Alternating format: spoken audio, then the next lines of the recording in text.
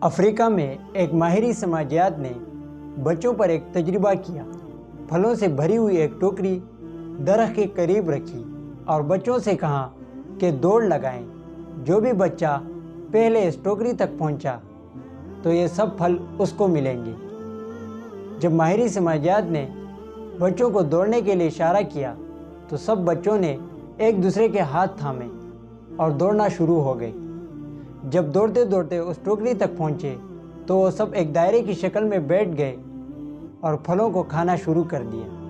تو اس پر ماہر سماجیات نے ان سے پوچھا کہ آپ سب نے مل کر ایک ساتھ دوڑنا کیوں چنا؟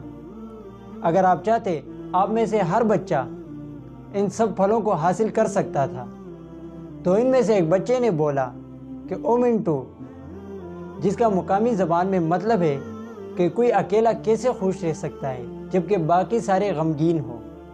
اگر آپ بچے کے اس جملے پر سوچیں تو اس سے ہمیں ایک بہت بڑا سبق ملتا ہے کہ کوئی بھی اکیلا خوش نہیں رہ سکتا جب تک اس کے ساتھ والے، اس کے دوست، اس کے رشتہ دار اور اس کے ہمسائے خوش نہ ہوں، کیونکہ کوئی بھی خوشی ہمسائے، دوستوں اور رشتہ داروں کے بغیر نہیں منائی جا سکتی۔